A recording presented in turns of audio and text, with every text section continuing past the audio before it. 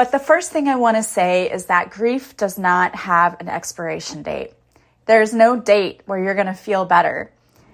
And the fact that it is a journey and a process means that you're going to be going through things several times.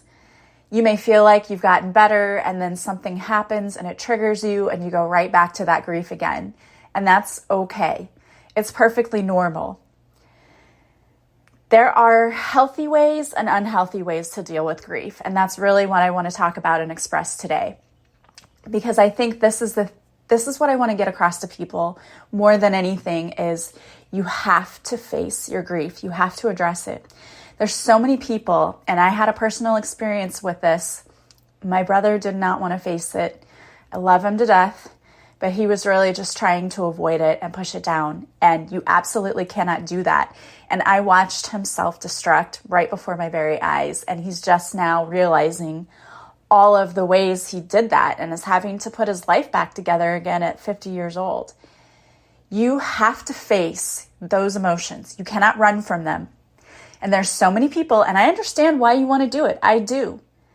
We want to run from those painful emotions because you just don't want to have to experience it. We just don't want to have to feel it. But I'm here to tell you, you're never going to heal a thing unless you feel it. You have to go through those painful things in order to heal them, to process them, and to get to the other side of that pain. Now, there are things you can do and healing modalities that you can use that help you do this in an easier way. And when I say that, what I mean is there are things you can do like energy healing. You can do biofield tuning, all of those things. And you're still going to feel it. Don't get me wrong. You still have to feel it and process it. But with those particular modes of healing, it's like it all comes out at once. And it's like a much more intense. And I don't mean this in a bad way because it actually feels amazing when you're done with it. It's like a purge. You just start purging all of these old emotions and layers of things that were there. And then afterwards, it's like, I feel relieved. I can breathe again. I don't feel so heavy. You have to work through that. Now, most people prefer just to do it in a gradual way, and that's wonderful too. That's another thing I would like to say is however you decide to process your grief is perfect for you. There's no set way that you have to do it. I will again reiterate that there are healthy and unhealthy ways. The unhealthy ways include avoiding. And we avoid by turning to substances.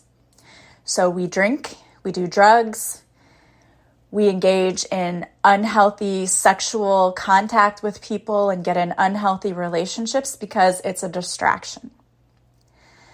Getting into a relationship really quickly and like just clinging to someone that you have like a toxic trauma bond. And when you do that, it's so unhealthy and it's not going to help you process that pain. In fact, in my own experience, you're going to end up having more and more pain because you've gotten into this relationship that's so toxic and unhealthy, it's going to cause you more pain. So I'm trying to tell you, don't run from those heavy emotions. Don't try to avoid them. You cannot do that. You can try all you want. The only thing that's going to happen is you're going to have negative things happen. So if you're addicted to drugs and alcohol, that's going to affect your life in negative ways. It's going to affect your health. It's going to affect the people around you and the relationships to the people around you because if you're just completely inside